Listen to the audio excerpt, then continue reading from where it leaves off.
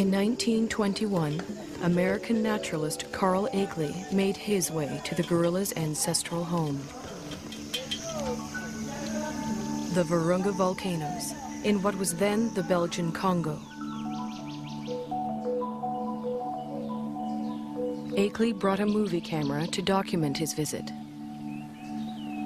and a little girl to help prove Africa wasn't such a dark continent.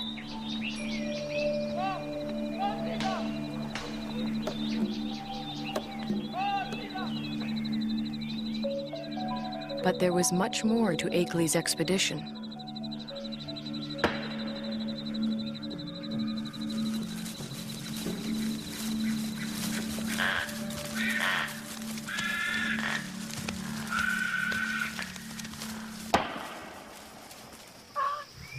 Akeley had come to collect mountain gorilla specimens for exhibit in New York.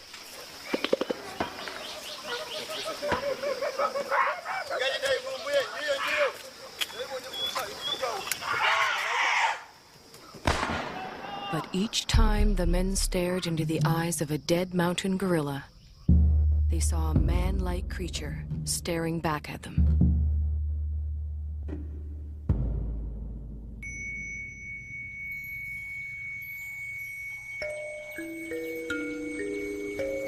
Akeley decided the killing must end. He urged Belgium's King Albert to make a permanent sanctuary of the gorilla's home.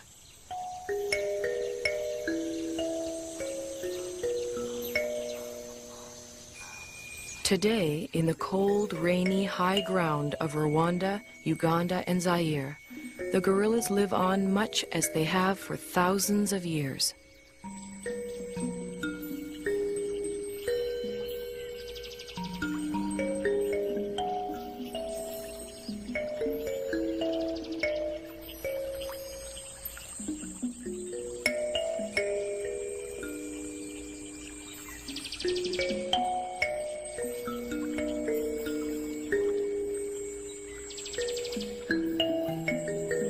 Only now their mountain home is tiny and isolated, pressed in on all sides by people and farmland.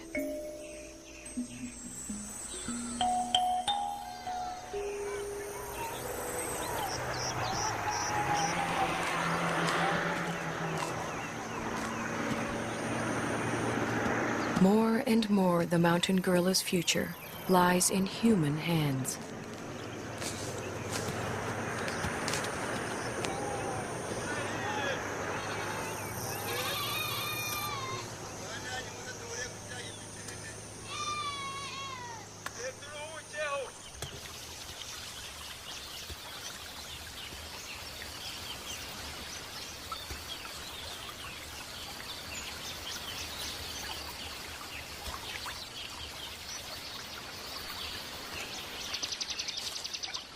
American field biologist George Schaller was the first person to study mountain gorilla behavior.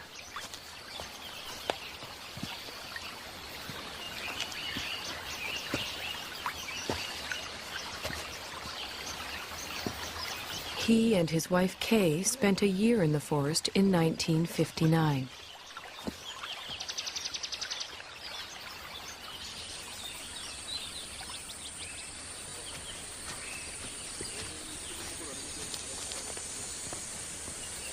A number of other scientists have followed. Among them, current director of the Karasoke Research Center, Diane Doran. Hi. Hi. You made it. Good to see you. Hi. Hi, nice to see you. You made it just in time. The patrol's going out, and I was going out to see gorillas of Barabagwiza. Would you like to come along? Wonderful. Great. Okay. Tugende. Tendagwiza.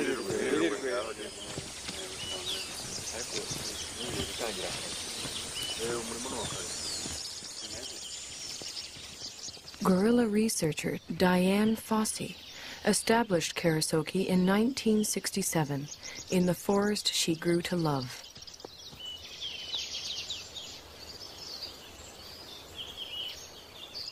For Schaller, too, the forest became an enchanted place.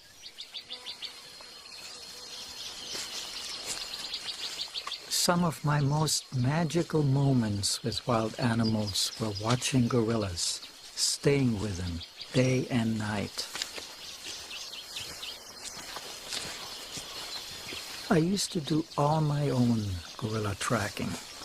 You walk along slowly, you see the broken vegetation, you smell the animals. There's the musty, somewhat sweet odor of gorillas in the air.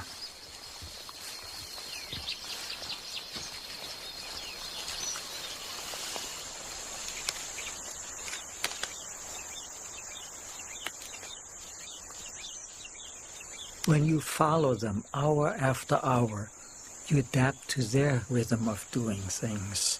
You move at their speed. You start thinking at their speed, almost. And that is a lovely feeling for a biologist, to seemingly enter into the lives of the animals without disturbing them.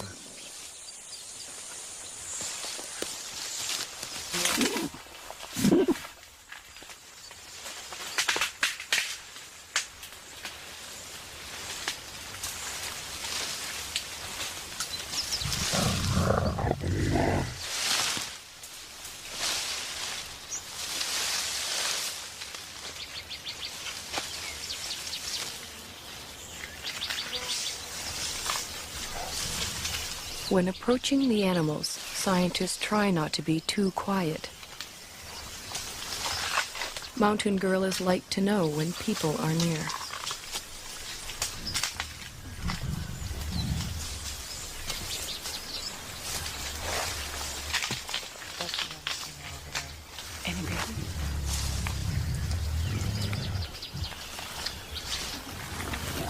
The mountain gorilla's day is spent feeding and resting.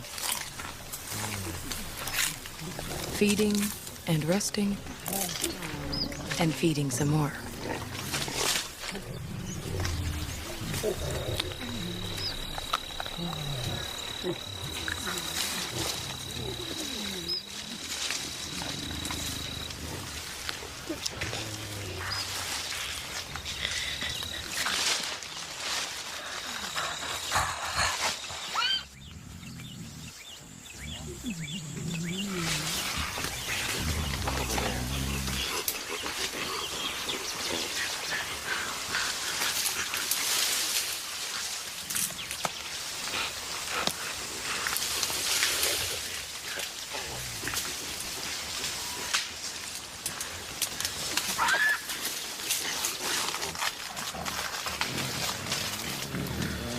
There are only a few hundred mountain gorillas left in the world. Most live as part of a family. The father and protector of this family is the male silverback, Umagumi. He acts as a magnet for the group. The females gather around him. Their infants and offspring gather around them.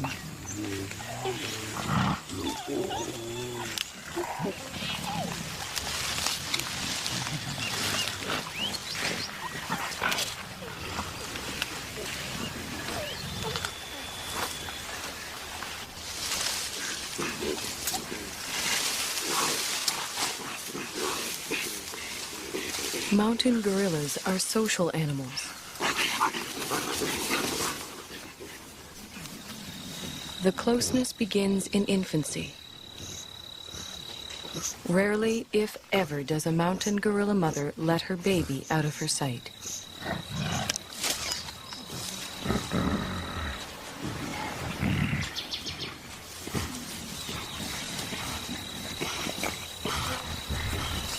The baby, for his part, likes nothing better than to make contact with the other members of the group.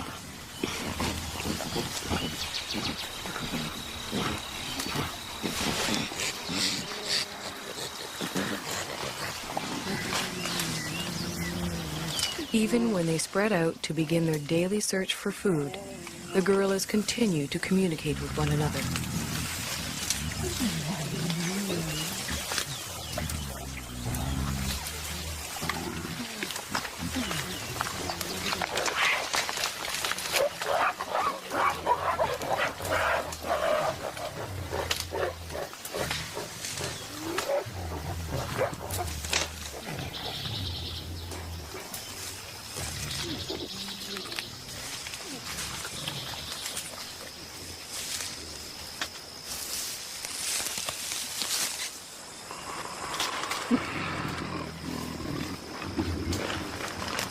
While the adults devote most of their waking hours to foraging for food, the youngsters devote most of theirs to play. Park guards have named this 3-year-old Nzeli.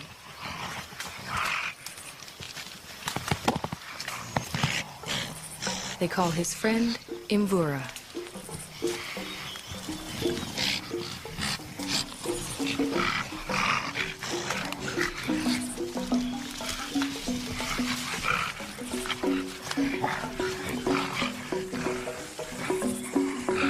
At 8 years, Karira is a bit of a bully.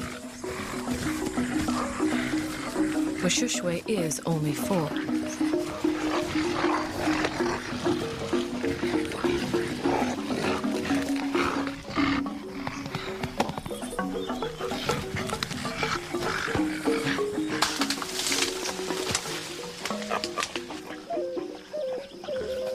The games they play help the youngsters determine their status in the group.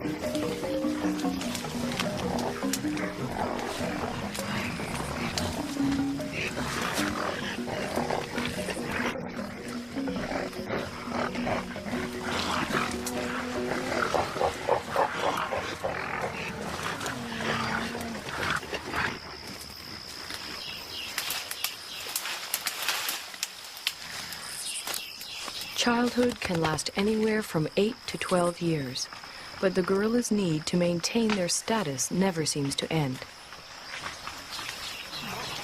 Any opportunity to reinforce the hierarchy is seized upon.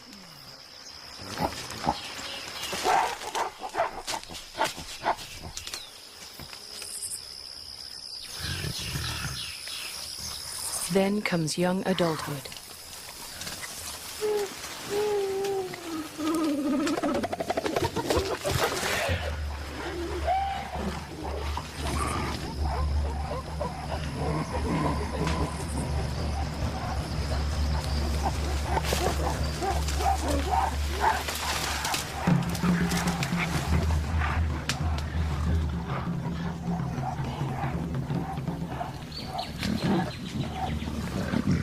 At 13, Intwari has the beginnings of a silverback and his first real sense of the power that comes along with it.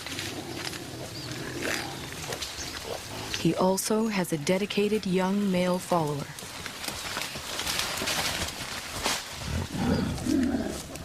But what Intwari really wants is the attention and allegiance of the females in the group.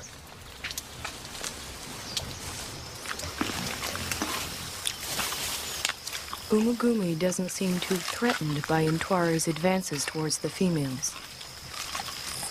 Well over 400 pounds, the dominant male silverback could easily discipline the younger one, or throw him out of the group altogether.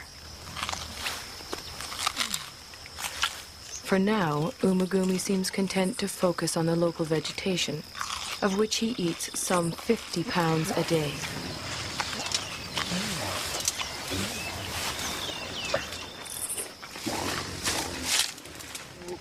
Mountain gorillas are mainly vegetarian. with a few ants and grubs thrown in for good measure.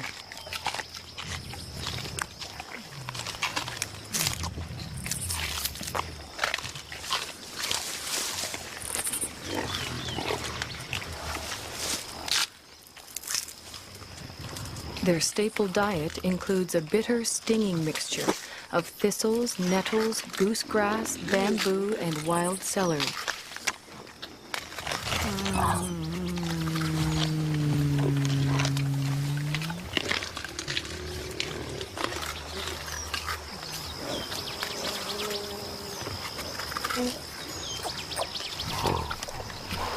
Although he has already begun to experiment with the food his mother likes to eat, Abumwe will continue to rely on her milk until he's 3 years old.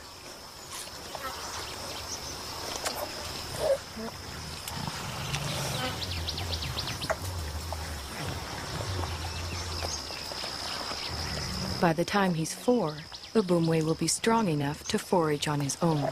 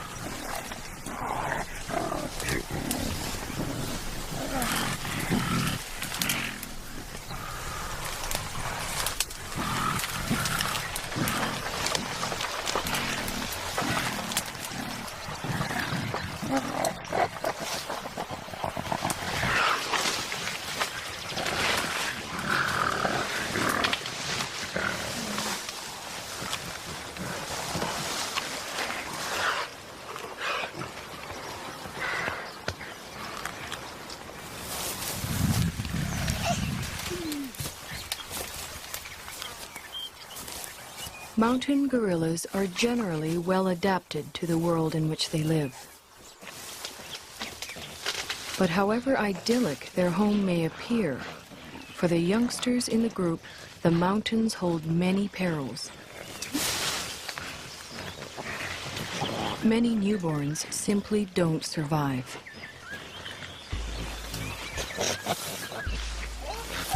Mbele gave birth 2 days ago.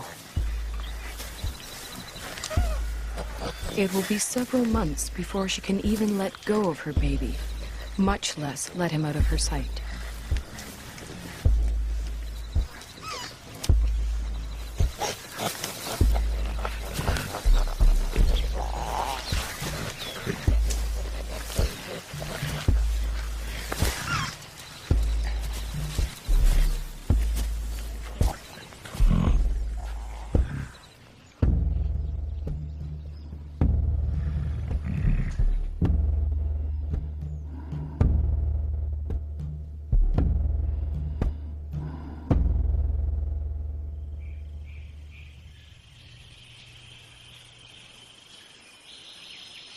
The mountain gorillas are more vulnerable than they know.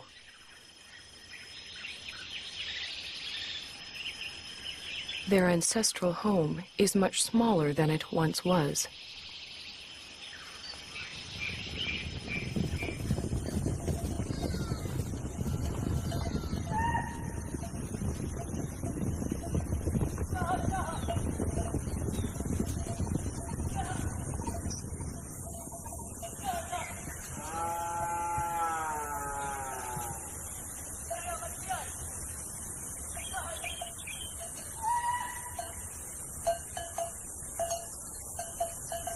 All around them, human activity is increasing.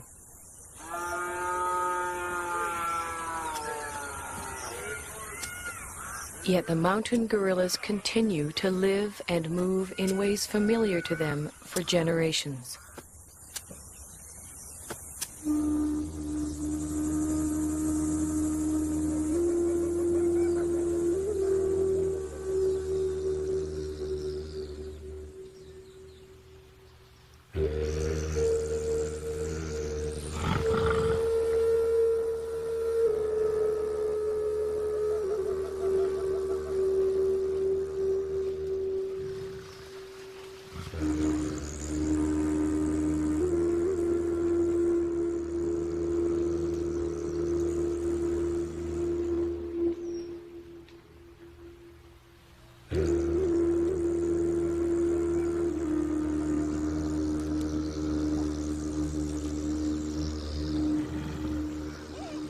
They do not distinguish between thistles and meadows that are inside the park and thistles and meadows that are outside it.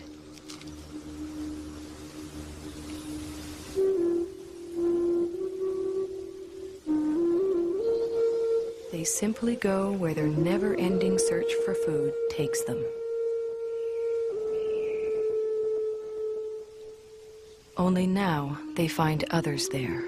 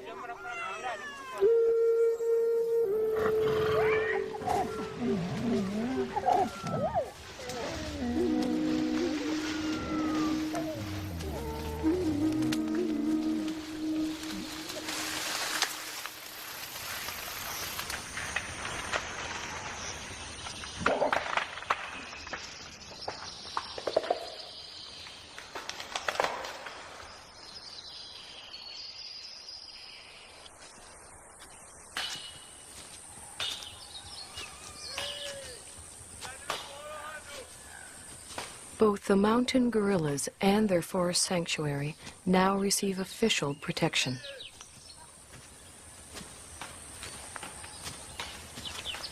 Park guards and anti-poaching patrols go to the forest every day.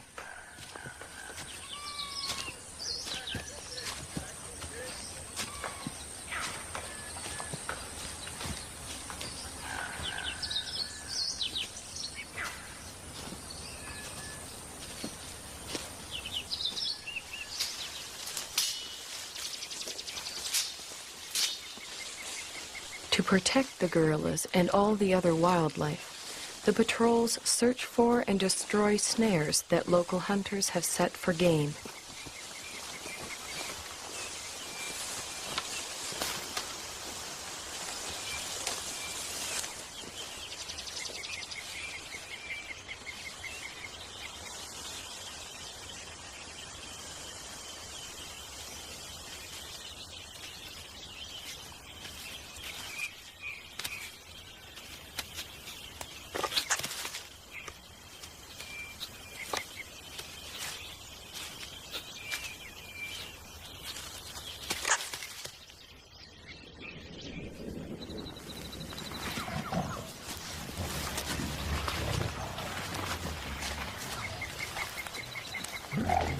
The guards search the forest, checking on the gorillas' whereabouts and welfare.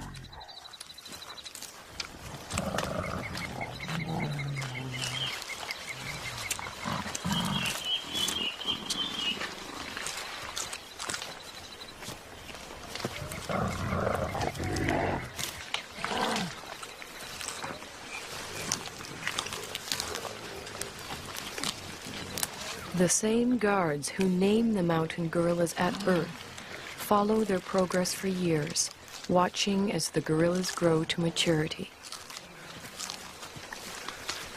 Over time, a close relationship develops, a bond between the animals and the men.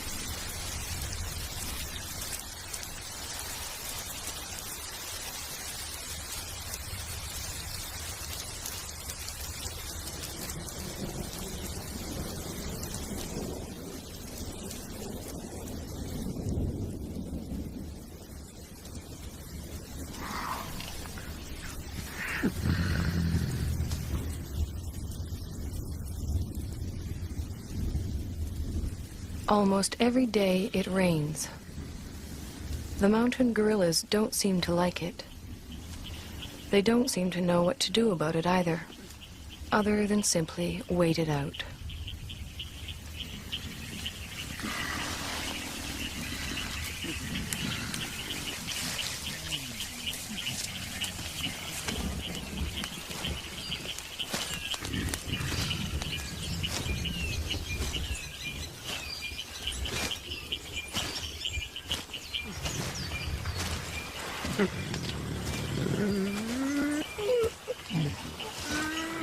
At least the rain provides them with a rich supply of food.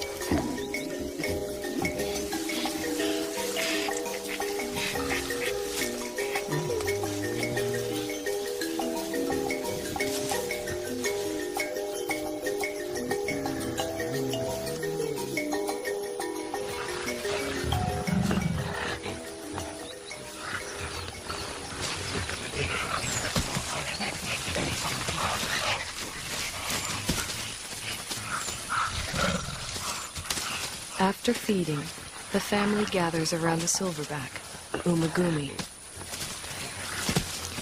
While the adults rest, the youngsters play.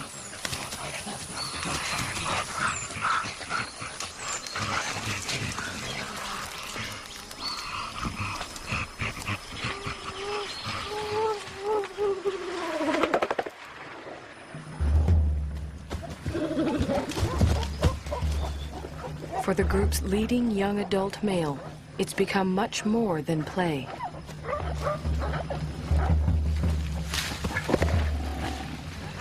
Left unchecked, Intwari's newfound strength could eventually tear the group apart.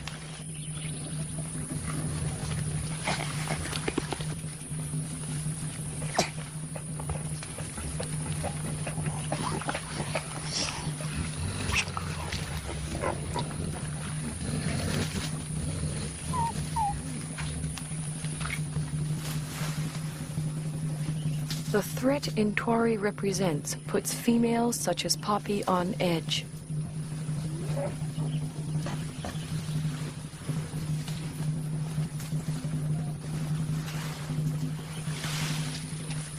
Determined to get some kind of reaction from the others, Intwari bites into an inedible plant and contemplates his next move.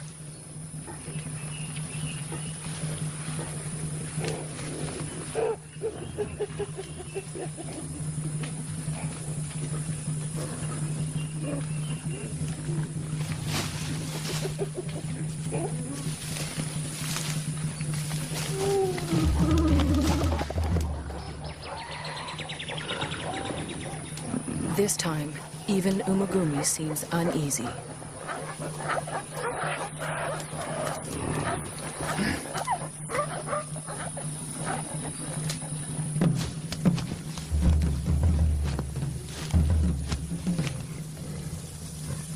Intwari is presenting himself as their new leader, but the females don't see it that way.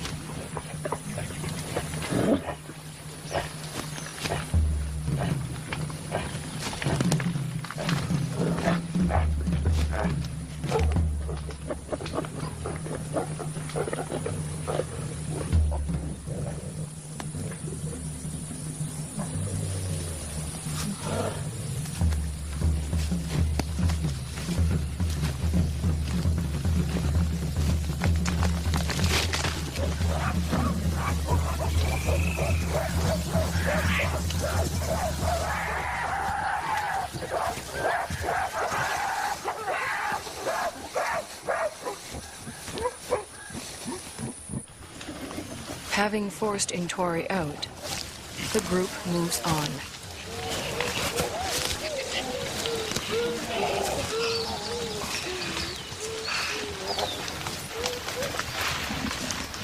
Before she joins them, Poppy, still vibrating with excess energy, vents it on the first young male she can find.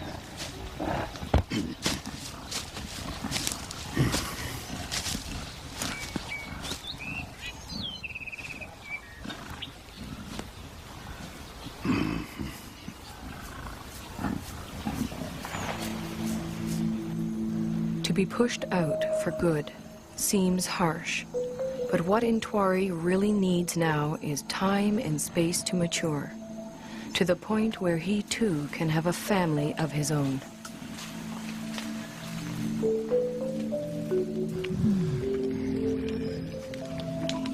The next few years are critical for Intwari. They are also critical for all the other mountain gorillas.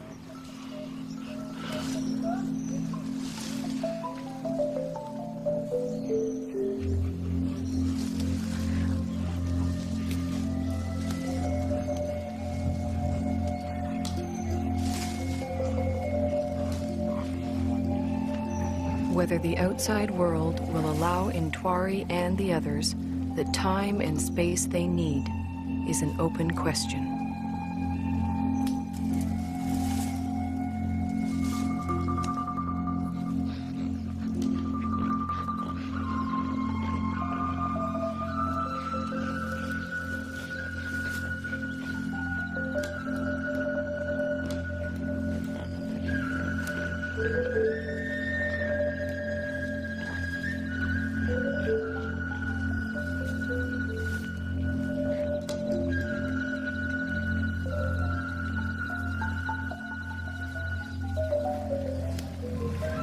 One thing is certain.